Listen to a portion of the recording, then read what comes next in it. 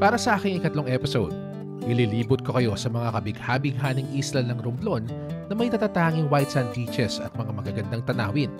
Babaybayin ang mga probinsya sa isla ng Panay at bibisita sa sikat na underground river sa Palawan. Ready ka na bang lumarga? Let's go in 3, 2, 1! King of the world! Filipino 2025! Tara na! 82 probinsya, gandang hindi maikukumpara. Hindi na kailangang lumayo pa, bago buong mundo, Pilipinas muna.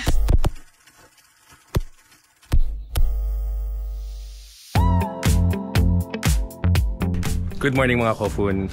It is now day 12 of our Philippine Loop Adventure Tour version 2. At ngayong umaga ay nandito tayo ngayon sa Municipality of Ferrol, dito sa probinsya ng Romblon. Nakikita po ako ngayon sa aking lola, isa po sa pinsan ng aking yumaong lolo. And first time ko po dito sa Romblon. This is the first time that I meet relatives from the side of Dadak of my Lolo Cesar. And grabe, nakakataba ng puso. Iba pala yung pakiramdam. Nakakatawa. Ngayon naman, hintay ko lang si Lola Mildred. Pupunta kami doon sa main house kung saan lumaki sila Lolo Cesar, sila Dadak dati. At imimit ko rin yung iba pa nilang kapatid na nakatira pa rin dito hanggang ngayon. Let's go! So yun na nga ho, nandito tayo ngayon sa harapan po ng tambayan ng mga lolo ko. Ito sa tambayan ng mango tree. So pakapakilala ko po sa inyo yung mga relatives ko po dito sa Romblon. Siyempre kilala nyo na si Lola Mildred. Ito po si Tito Raymond. Hello po. Si Lolo George. Ito po si Lolo Indong. Saka si Lolo Aping. Nice to finally meet them in person. Grabe, nakakatawa. Tapos lahat daw po ng bahay dito, puro kamag-anak po yan. Yan. Ayos! Ay, dito na nga, Hindi naman pala umiinom to, Ay, niyaya ko mag-inom. Tanda na lahat. Tanda na. So yun na nga, nandito ako ngayon sa harapan ng tindahan ni Lolo Arming, yung kapatid ni Lola Cesar. At ito yung old house. Dito sila lumaki. Dito rin nag-stay sila, Mami Heart, kung bata sila. It's a nice feeling na nakita ko yung old house nila. Grabe, nakakatawa. Meet nyo lang po ang aking lolo, si Lolo Arming, dito po sa Romblon. Ayun na nga po, sinasamahan ako ni Lola Mildred na mag-ikot dito sa kanilang seawall. Ganda dito, grabe! I just had lunch. And ngayon naman, itatry natin yung homemade ice cream ni Lola Mildred. O, di ba? Ito, mango ice cream, and then ito, mango and cheese, and then this one is ube. Try natin, panalo to.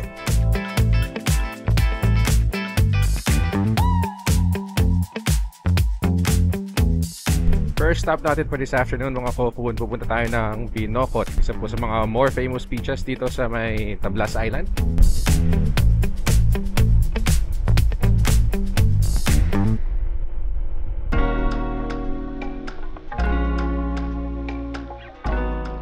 Ito na yung sinasawid ng resorts pala dito. Okay. Ganda. Sarap magpwesto ng hammock dito.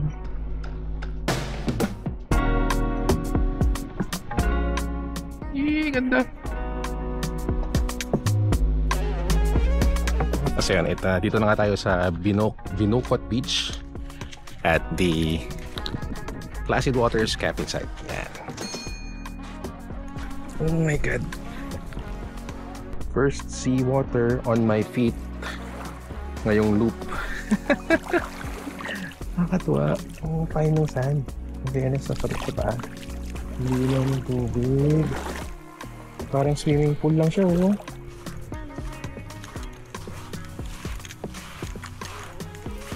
Here's a fun fact. The whole stretch of Binocot Beach was once owned by the Osorio family, my late Lolo Cesar's family. In fact, that little island in the middle of the white sand beach is still owned by one of his brothers, and it is called the Osorio Island.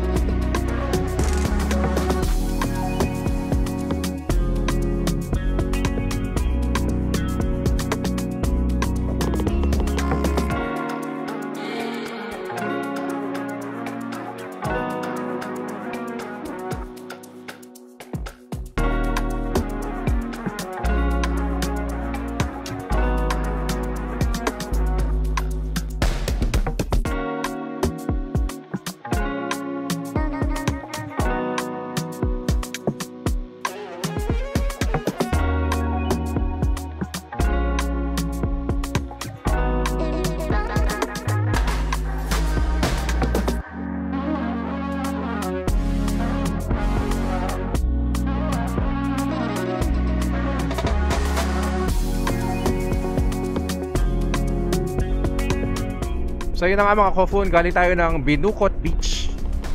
Napakalinaw ng tubig. So, ang dami nilang mangrove. Ito oh, it's a mangrove farm. Galing. Ito makikita nyo sa may bridge. Nakakatuwa oh. Look at that. Ang gandang tingnan. Good morning mga Kofun. It is now day 13 of our Philippine Loop Adventure Tour version 2. So the plan for today is pupunta po tayo ng San Agustin Port at tatawid tayo ng dagat pupunta sa Romblon, kung saan magpapapicture tayo, magdodocument na naman tayo ng ating ika-14 na provincial capital. O di ba? Kalain mo, nakaka-14 na ako. Tapos bukod doon, magsa-side trip tayo doon sa napakasikat na Bonbon Beach. If the beach in Binukot is any indication, kaya talaga namang napakaganda siguro nitong Bonbon Beach. Time check, it's 3:37 in the morning. Travel time is a little more than an hour. Sabi naman sa akin ni Doy kahapon, mga 5 AM daw yung trip. So I have a lot of time to spare. Welcome to the port of San Agustin. Yeah.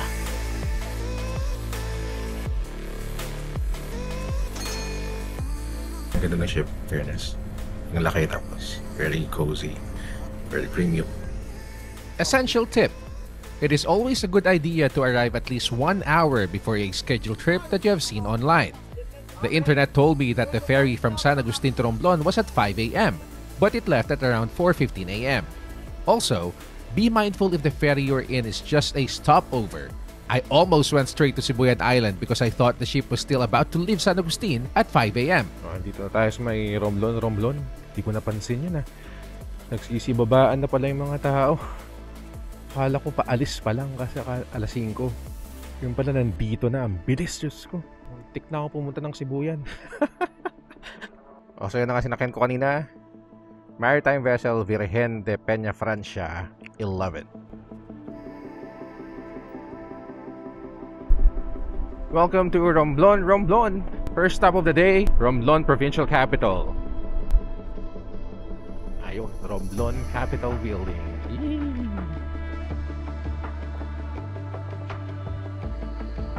Paalam ako para magpa-picture tayo dito sa harapan ng Capitol. Welcome to Romblon Capital Building.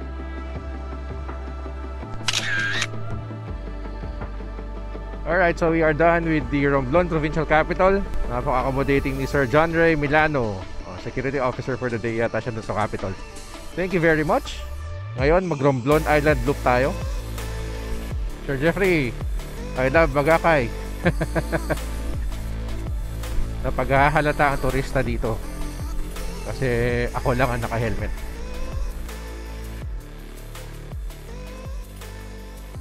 So yun na nga, nandito na tayo sa private entrance to Bonbon Beach. 60 pesos na entrance fee. Pwede ka na pumunta sa beach. They said this is the best beach here in Romblon. There is actually a public entrance just beside this one where you don't have to pay anything. But you won't be able to park near the beach if you have your vehicle, and you can't use the available cottages and restroom. So choose whatever suits your needs.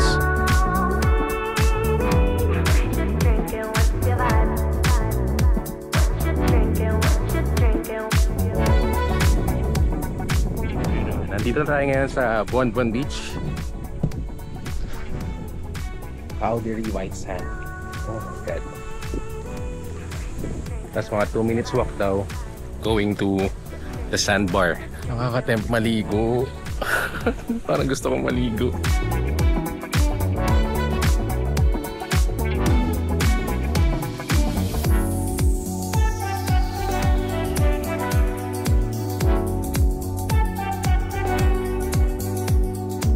And we are here at the Bonbon Beach Sandbar. Hindi kompleto yung sandbar kasi this particular sandbar extends up to the other island.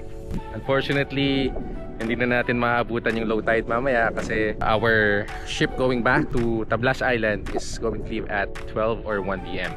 Maganda. Panalo dito. Ang linaw ng tubig. Sobra. Oh, ang linaw. Tapos kita mo agad yung lalim mo. Panalo.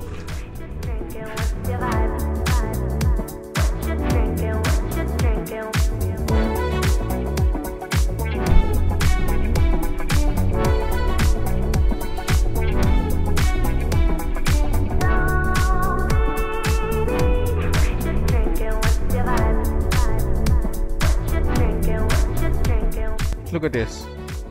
Roadside. Ang linis. Pebble Beach nga lang siya. Hindi siya white sand. Pero ang linis oh.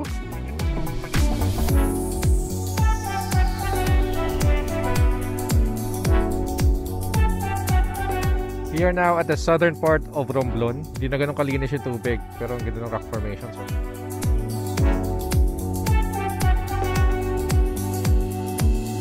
Ganda mo Romblon, Diyos ko.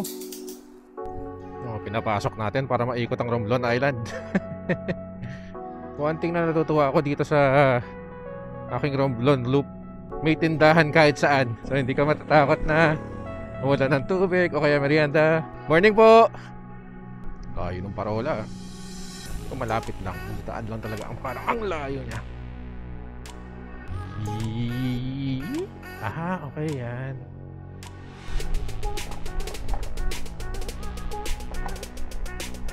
Ano po meron sa baba? So dito sa may parola, mayroong daan sa likod at may view deck. Buti nakita natin yung mga tao kanina na bumaba at saka pumunta dito. Looks like a good spot to take a drone shot. Wow!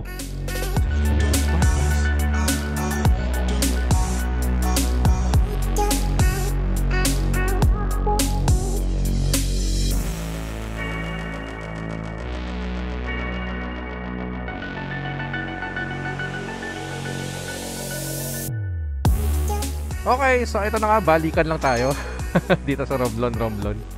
Pauwi na tayo ng San Agustin, going to Ferrol once again kasi doon ako matutulog sa bahay ni Lola Mildred for the last night.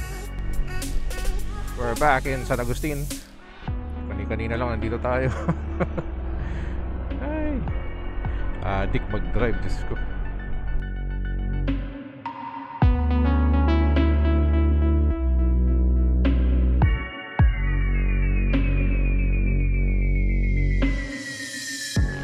Ang sarap mag-drive sa eastern side ng Romblon, ng Tablas Island. Grabe. Sarap oh. Open roads. I am now on my way to the port of Santa Fe. I'm going to ask for available trips going to Caticlan. Welcome to Santa Fe, Romblon. This is the most remote port I have been to in all my travels. In all my travels? Kala mo naman talaga dati. Kala ko dati malayo na yung yung port sa may Southern Leyte, sa Beni Port. Mas malayo pala to. Mas looban. Galing na tayo ng Port of Santa Fe. Unfortunately, walang biyahe. Ang biyahe nga ay 5 AM. If I'm going to choose between Ojongan and here, galing ng Ferrol, syempre Ojongan na lapit-lapit eh. Ito layo.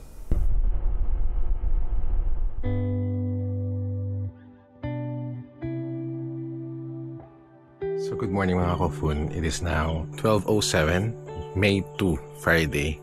And it's now day 14 of our Philippine Loop Adventure Tour version 2. I've been delayed kasi hindi ako makachempo ng ferry paalis ng Romblon going to Caticlan. Sobrang sirang-sira talaga yung plano ko nung nawala yung transport natin from San Jose, Occidental Mindoro. Papunta dapat tayo ng Palawan doon. And dahil wala na tayong masakyan doon, nag-detour na tayo dito sa Romblon. So, grabe, sobrang sirang-sira yung plano natin. Pero, those are the things na talagang kailangan mo tanggapin. Kasi pag hindi mo tinanggap, wala na. Mawawalan ka na ng gana na tumuloy pa. Kaya ngayon, itong detour na to, I've been blessed na na-meet ko yung mga kamag-anak ko na I haven't seen all my life. Tapos sobrang napakaalaga po ni Lola Mildred. Kaya sobrang thankful po ako. Lola Miles, sobrang thank you po. Thank you. Sobrang nakakataba po ng puso. Nalulungkot ako kasi hindi ako makapag-goodbye sa iyo ng maayos. Pero I hope you see this message and thank you po talaga. I hope that when I come back here, at pag-uwi nyo rin po galing ng Amerika, I will be able to bring my family here and hopefully mamit mo rin po sila. Thank you po. I am now on my way to Ojongan Port. And hopefully, there's a ferry going to Caticlan. Tapos mamaya, pag nakarating tayo ng Caticlan, susuyurin na natin yung mga provincial capitals sa Panay Island. Parang ginawa natin ng first day. Talagang binanatan natin. Kasi isa na naman problema ko, kailangan kong abutan yung ferry papunta ng Palawan from Iloilo. Bukas, May 3. Yun yung scheduled kasi na alis. I am at the mercy of the schedule of ferries. And there's nothing I can do. Welcome to Port of Toktoy. Essential tip: always double check instructions on ticketing. When I asked the guard on duty where I can buy ferry tickets, he told me that it will be issued once I board the ship. However, when I was about to board, the crew member told me that I should get my ticket from their ticketing office just outside the main entrance. Just take note that ferry companies do have different approaches to this, so make sure you get the right information.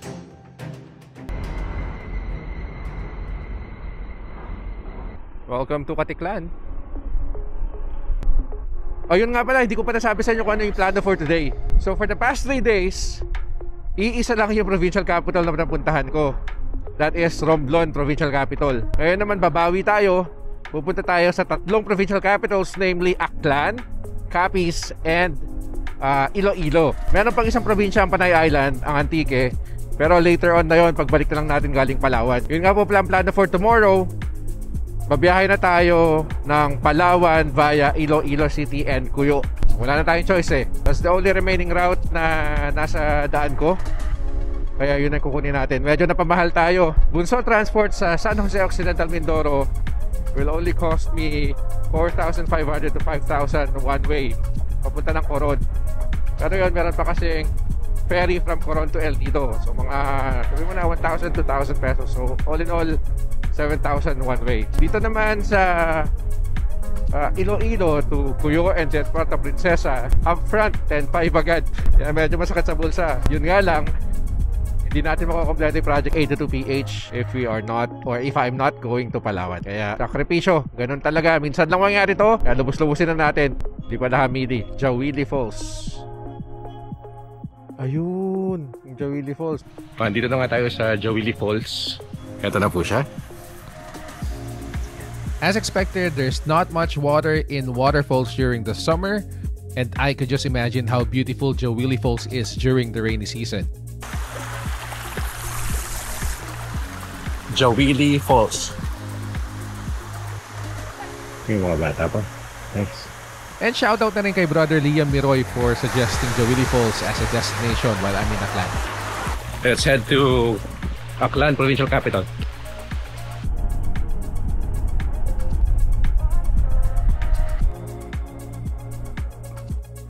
Welcome to Vibrant Kalibo!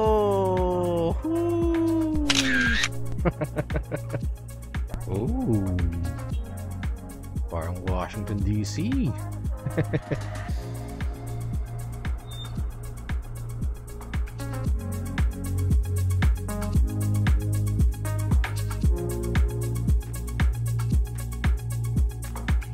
So yun na nga, napayagan na tayo kung magpalipad ng drone.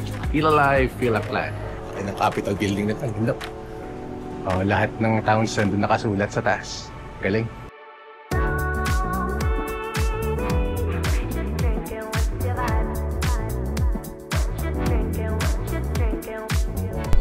Welcome to Obilac. Welcome to Ibasan Capiz.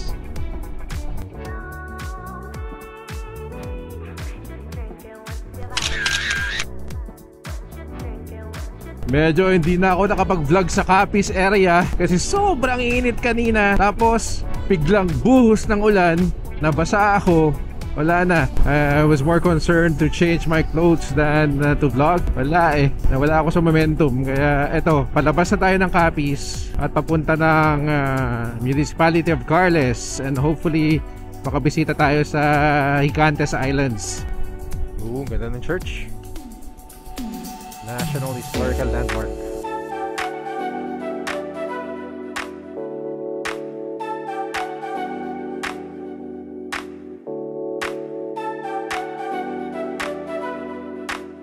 We are on our way to Iloilo. I decided not to go to Carles anymore because my chest is hurting a little. Hindi rin ako makakapag-island hop today. Hindi rin ako makakaakyat dun sa hill ng Gigantes Island. So might as well go to Iloilo and take my time to rest. Welcome to Sigma, the heart of Capiz. But kaya siya the heart of Capiz, no? I'm curious tuloy. Well, according to Google, Sigma is called the heart of Capiz because of its central location within the province and its historical significance being the site of the legendary Tattoo Sigma. And we are traversing the inner part of Sigma, looban tong dinadaanan natin, which is more peaceful. Okay lang. Nga lang, medyo mas ramdam mo yung yung uneven roads. Maraming lubak, pero hindi ka naman stress sa traffic, okay lang. Medyo drawback lang dito, madulas ang kalsada kasi maputik eh. Yung mga thin layers of mud, yun, medyo madulas siya. Pasig City.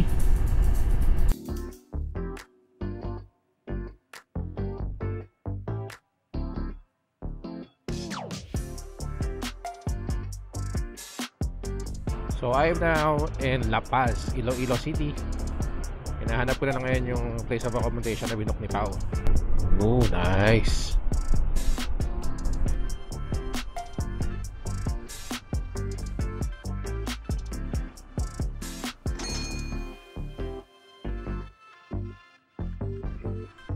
Good morning mga Kofun, or as we say it in the Ibanag language, Josta umaga mo ngamin. It is now day 15 of our Philippine Loop Adventure Tour version 2. At ngayong araw na to, pupunta tayo ng Palawan. Let's go! Bahay panlalawigan ng Iloilo. Time check 4:33 AM. Iloilo Provincial Capital. I am going to the office of Montenegro Shipping Lines. Just in case meron na silang office at this time, at least makakapag-reserve na ako ng maaga. Tapos makakapagpahinga rin ako. Ayun. Good news mga Kofun, pwede namang motor. Makakapagpalawan na tayo at last. Salamat sir. Sir, good morning po. Sir, motor po papunta ng Palawan. So we secured our Coast Guard permit. Ayan. Balik tayo Montenegro. Ayos. Okay, so good morning mga Kofun. Nandito tayo sa port ng Iloilo. And I'm supposed to go to Puerto Princesa from here. Pero na-meet ko si Sir Janjan. Taga Palawan mismo siya. And may advice siya na from Manila to Puerto, 4,000 lang yung babayaran mo. Pag galing dito sa Iloilo, it's more than 10,000 pesos. Kaya napapaisip ako, grabe. Decisions.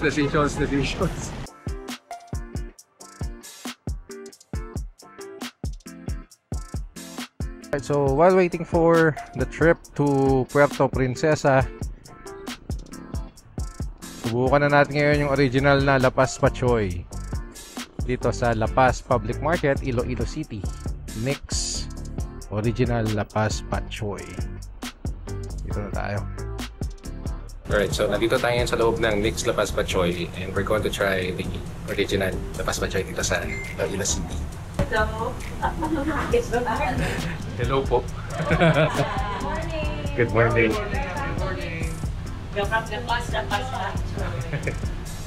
Sa inyo po ito? Yes. Okay. Francis. Dalawa sa Pasig, dalawa sa Baruta Puego and Baruta Puyo, and one in Sara. So yun, na-meet po mismo natin yung mga owners ng Mix Original La Paz Pachoy. And partner nga raw po ng Pachoy is yung Tuto. Tatapay na natin.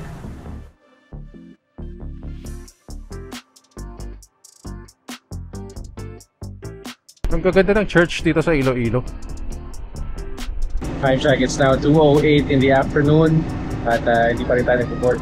Essential tip to not waste your time if you're going the Iloilo City, Cuyo, Puerto Princesa route. For context, I was told to wait in front of their office at around 6 AM. Waited until 9 AM for passenger ticketing to open, only to be told that Roro customers should get their tickets from the deck officer of the ferry itself. The ferry was supposed to depart at 12 noon. I got my ticket at 2 PM. We boarded at 3 PM and the ship departed at 5 PM. I could have explored a lot more with the extra time, but it is what it is.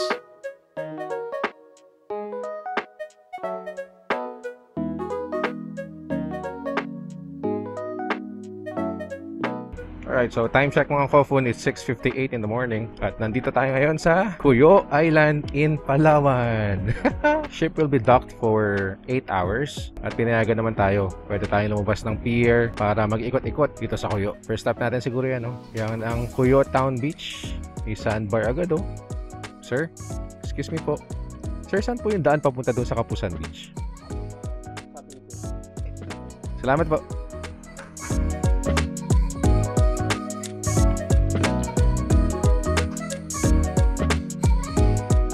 Sir, Sir, good morning po. Sir, saan po yung daan papunta dun sa beach? Ay, dali. Salamat po. So yung dadaan dito sa school mismo.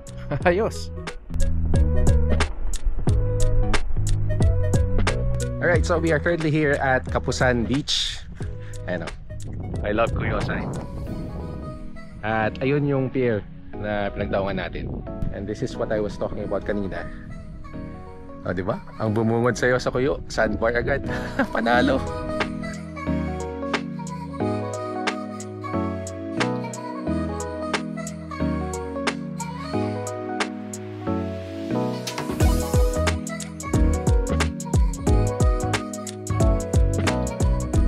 I am now in the very rural part of Cuyo. Sarap na simoy ng hangin dito, promise. Welcome to Maroroy. First stop that I tagged is Pawa Beach naman. Since I'm a fan of Pawa Delicacy in Piat, puntahan naman natin ang Pawa Beach dito sa Cuyo. This is Pawa Beach with lots of dogos. So it's a no. If you know how my history with dogos, you will understand. Here is San Carlos Borromeo Chapel.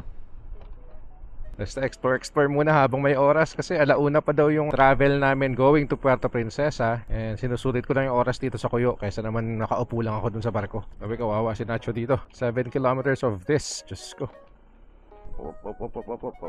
Tandaan. Dami na rin napabayaan ng mga bahay dito. Nung sinabi ni Kuya na sementado kanina, hindi niya sinabing ganito palang klase ng semento.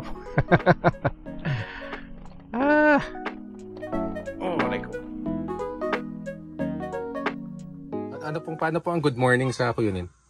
Mayan nga temprano. Magandang hapon. Magandang tanghali. Mayan na og tungad daw. Magandang hapon. Mayan nga hapon. Magandang gabi. Mayan nga gabi. Okay. Pangalan niyo tayo? Eduardo Meridero. Okay. Ano pong barangay ito ng Cuyo? Ito, Juan, magsaysay kami. Magsaysay. Kasi magsaysay munisipyo namin. Barin mo Cuyo sa bayan. Okay. Isang islang, maliit lang, dalawang munisipyo. Sa Cuyo Island, pero Cuyo Municipality saka Magsaysay. Oo. Okay. Kasi Cuyo lang, nakati na yan, 1968 kaya. Okay. So naging munisipyo Magsaysay kami, sakop na Magsaysay, Barangay Balagan.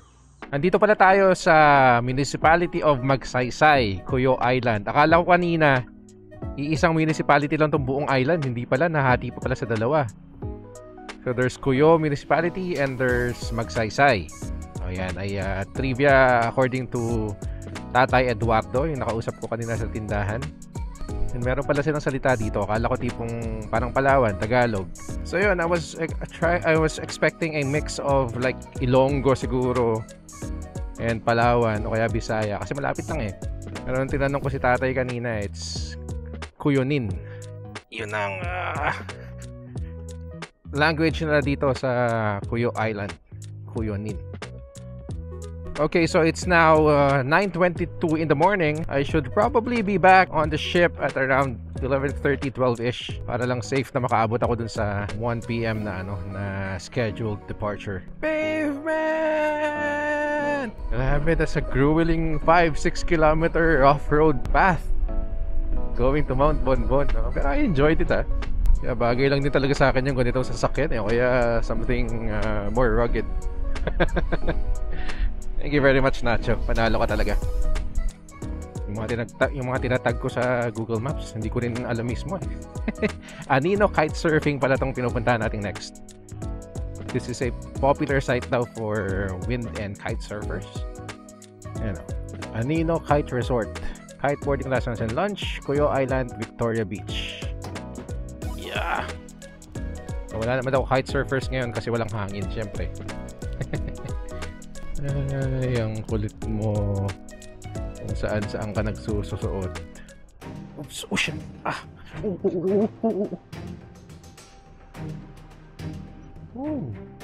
Mas close. Scary. Oh shit! Ayan! Ayan na!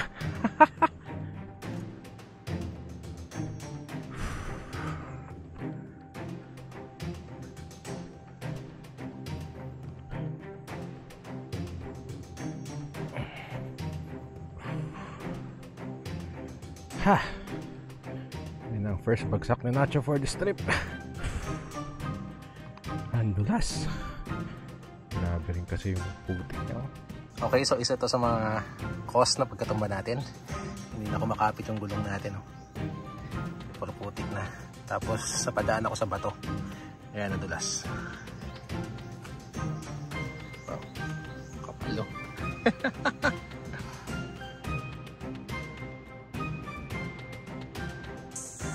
Ay mga kopon, na-stuck yung yung gulong kasi sobrang dami ng putik na naibon dito sa may gitna. I've been here for 30, at least, more or less 30 minutes. Scraping off mud sa loob saka dito sa gulong.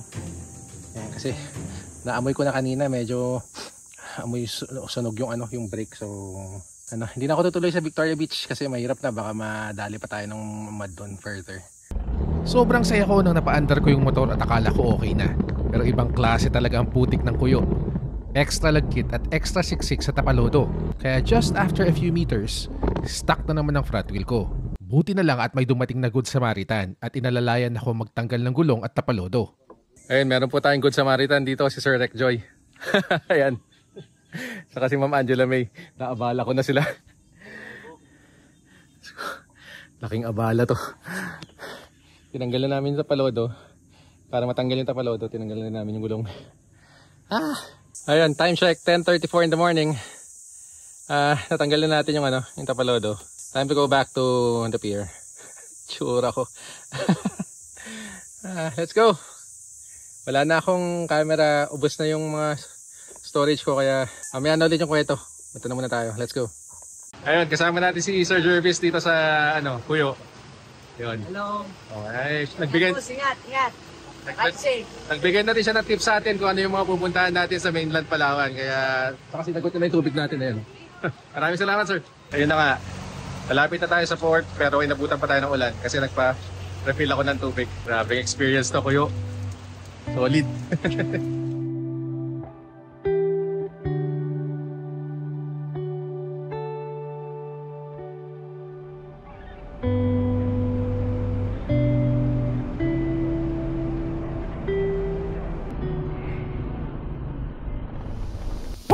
Welcome to Puerto Princesa City!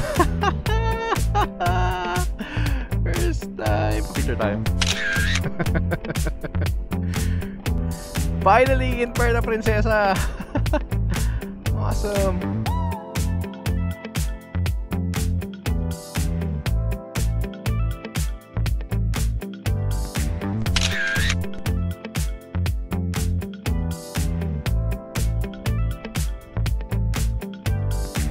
Dumating na yung breakfast natin. A little bit pricey pero hopefully masarap. Ganda naman yung presentation. So ito, papunta tayo dun ngayon from Puerto Princesa to the underground river. It is about 80 kilometers. So mga 40 to Google Maps, 1 hour 20 minutes.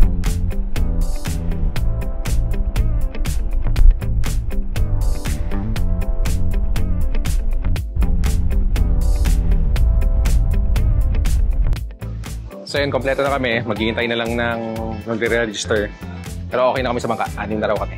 Sa mga nagwa-wonder kung ang magkano yung cost papupunta ng Puerto Princesa Underground River, you have to register and you have to pay 735 pesos dun sa registration area mismo ng Subterranean National Park Office. And then, if you're a solo traveler, kailangan magbayad dito sa dispatch area ng 355 pesos para dun sa bangka. At kung sino yung mga kasama mo dun sa bangka dito, siya na rin yung kasama mong papasok dun.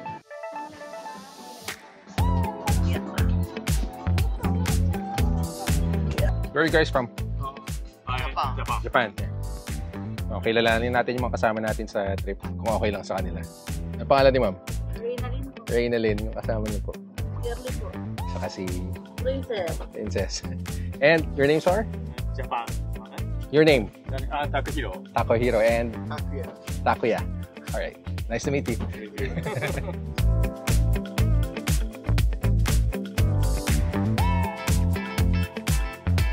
Buti pa si Princess, eksakto yung suot eh.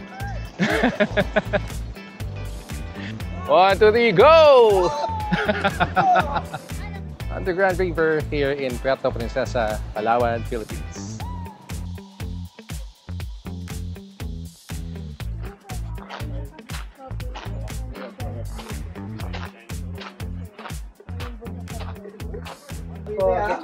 Good morning. Thank you.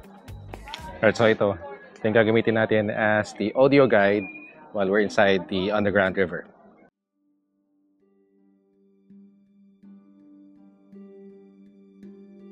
Did you know that the Puerto Princesa Subterranean National Park offers 2 boat tour packages?